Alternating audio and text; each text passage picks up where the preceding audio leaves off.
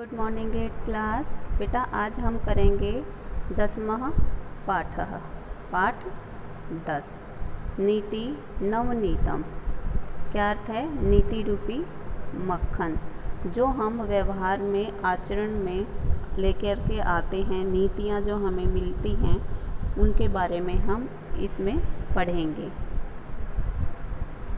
श्लोक नंबर 1 है अभिवादनशीलस्य नित्यं वृद्धोः सेविनः चत्वारि तस्य वर्धन्ते आयुर्विद्या यशोबलम। फर्स्ट श्लोक आपने देखा, ये आपको नोटबुक में भी लिखना है। इसका हम शब्दार्थ करेंगे। पाठ श्लोक 1 के शब्दार्थ हैं अभिवादनशीलस्य, अभिवादन प्रणाम करने वाले के, जो अभिवादन करता है उसके लिए। नित्यम सदैव, जो सदैव नित्य क्रम में हम कार्य करते हैं सदैव। वृद्ध उपसेविनः, वृद्ध बड़े बूढ़ों, उपसेविनः सेवा करने वाले, जो बड़े बूढ़ों की सेवा करते हैं। चत्वारि, चत्वारि का अर्थ क्या है? 4। तस्य उसके, आयु उम्र, विद्या पढ़ाई या ज्ञान, यश प्रसिद्धि, बल बल वर्धन्ते बढ़ते हैं। जो नित्य क्रम में बड़े बूढ़ों की सेवा करते हैं, उन्हें प्रणाम करते हैं, उनकी 4 चीज़ें बढ़ती हैं। क्या क्या? उम्र, विद्या, यश और बल। ये सब क्या होते हैं? उनमें वृद्धि हो जाती है, बढ़ जाते हैं। श्लोक नंबर 1 का अर्थ आप कैसे लिखेंगे? जो व्यक्ति अपने माता पिता को नित्य प्रणाम करता है तथा बड़े बूढ़ों की सेवा करता है, उस व्यक्ति की आयु, विद्या, यश और बल, ये 4 चीज़ें अपने आप बढ़ जाती हैं। ठीक है, अब हम करेंगे श्लोक नंबर 2। श्लोक नंबर 2 में क्या कहा गया है? यम माता पितरौ क्लेशं सहेते संभवे नृणाम न तस्य निष्कृति सकया क्रतुं वर्षशतेरपि। चलिए अब हम इसका शब्दार्थ करेंगे। श्लोक नंबर 2 के शब्दार्थ हैं नृणाम, मनुष्यों के। नृ क्या है? नर का अर्थ होता है मनुष्य। के लिखा है इसने नृणाम, कौन सी विभक्ति हो गई इसमें? षष्ठी विभक्ति। संभवे, संभवे पैदा होने पर, यम जिस, क्लेशम कष्ट को, माता पितरौ माता पिता, सहेते सहते हैं। जब व्यक्ति का या मनुष्य का जन्म होता है उस समय उसके माता पिता जिस कष्ट को सहन करते हैं, तस्य उसका, निष्कृति बदला या निस्तार उसका बदला, वर्ष शतैर अपि, शतः का अर्थ है 100 वर्ष, वर्षों में, 100 वर्षों में, अपि भी, 100 वर्षों में भी, न नहीं, क्रतुम किया, सक्या जा सकता, उसका बदला व्यक्ति 100 वर्षों में भी नहीं उतार सकता। इसका अर्थ कैसे लिखेंगे? देखिए, मनुष्य के जन्म के समय जो कष्ट माता पिता सहते हैं, उस कष्ट का निस्तार या बदला 100 वर्षों में भी नहीं किया जा सकता। अर्थात उस कष्ट का बदला व्यक्ति 100 वर्षों में भी नहीं चुका सकता। समझ आ गया बेटा? Very good. तीसरा श्लोक देखिए, श्लोक नंबर 3 में क्या बोला है? तयोर नित्यम प्रियम कुर्यादा आचार्यस्य च सर्वदा तस्वेव त्रिषु तुष्टेषु तपः सर्व समाप्यते। इसका शब्दार्थ देखते हैं। तयो, तयो का अर्थ है उन दोनों। इसका मतलब क्या है? जब उसने उन दोनों से श्लोक को शुरू किया है तो इस श्लोक को, जो पहला श्लोक है श्लोक नंबर 2, उससे संबंध इसका किया है।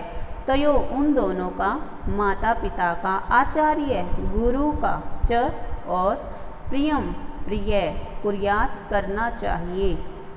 व्यक्ति को माता पिता और आचार्य का हमेशा प्रिय करना चाहिए, भला ही सोचना चाहिए। तेषु उनमें एव ही त्रिषु तीनों तुष्टेषु संतुष्ट होने पर सर्व सभी तपः तपस्या समाप्यते समाप्त हो जाती हैं।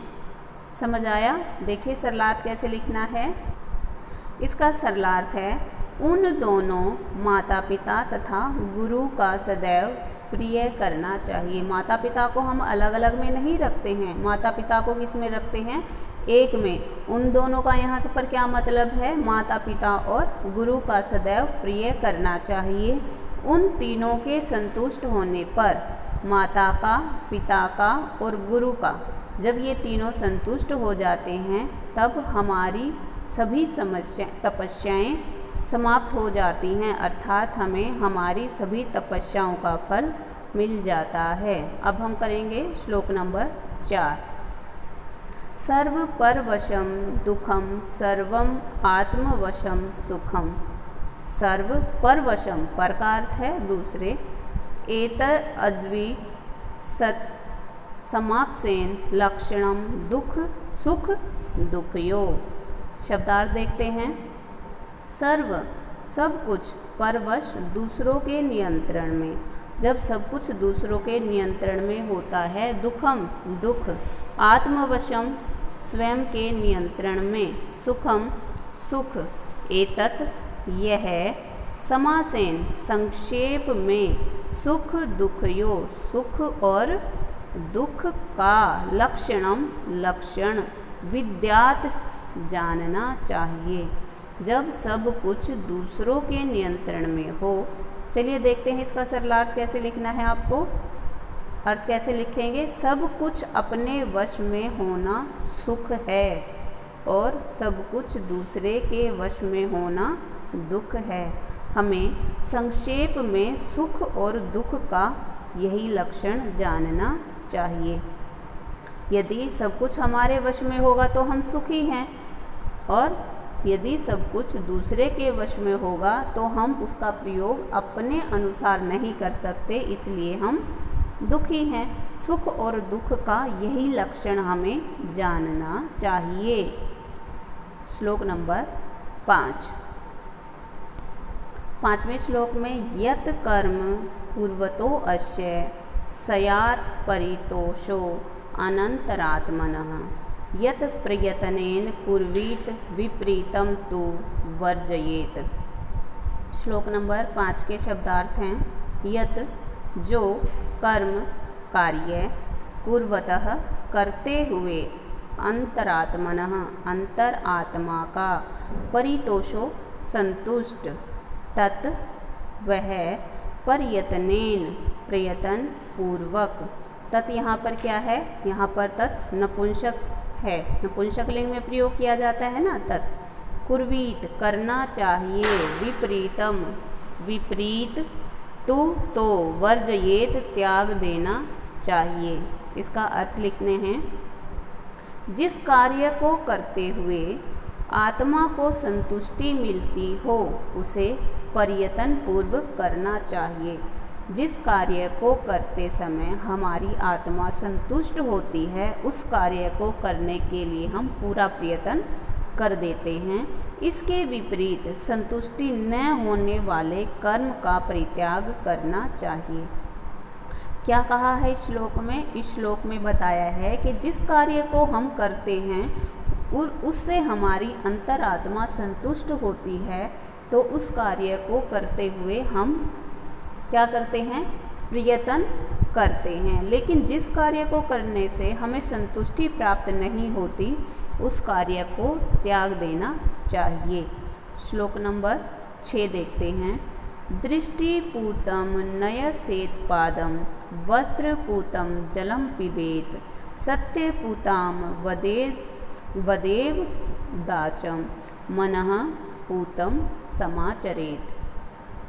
शब्दार्थ देखिए इसके कैसे लिखने हैं। दृष्टिपूतम, दृष्टि से पवित्र करके, अच्छी तरह देखकर, पादम, पैर, नयसेत, रखना चाहिए, वस्त्रपूतम, कपड़े से पवित्र करके, छान कर, कपड़े से पवित्र करना अर्थात उसको छान कर, जलम, पानी, पिबेत, पीना चाहिए, सत्यपूताम सत्य से पवित्र करके। सत्यपूताम जो वाणी हम जिस बात को हम सत्य कहते हैं वह सत्य से पवित्र हो ही जाती है। वाचम वाणी वदेत बोलनी चाहिए, मनः पूतम मन से पवित्र करके। जब हम किसी भी बात को सत्य से पवित्र करके बोलेंगे तो वह हमारे मन को भी पवित्र कर देती है। समाचरित आचरण करना चाहिए। समझ आ गए शब्दार्थ? चलिए अर्थ लिखते हैं। दृष्टि द्वारा दृष्टि के द्वारा पवित्र करके पैर रखना चाहिए। जब हम अपने पैरों को पृथ्वी पर रखते हैं तो नीचे हमें दृष्टि डाल लेनी चाहिए, क्या वह साफ है, पवित्र है या नहीं। वस्त्र द्वारा पवित्र करके जल पीना चाहिए। जल पीने से पहले हमें उस जल को क्या करना चाहिए, छान लेना चाहिए। सत्य द्वारा पवित्र करके वाणी बोलनी चाहिए। जब हम कोई भी वाक्य बोलते हैं, कोई भी बात हम कहते हैं तो उसे सत्य बोलें तो वह सत्य से पवित्र हो जाती है। तथा मन द्वारा पवित्र करके आचरण करना चाहिए। जब हम कोई आचरण करते हैं तो हमें मन से आचरण करना चाहिए। किसी भी कार्य को करने में यदि हमारा मन नहीं लगता है तो हमें वह कार्य नहीं करना चाहिए।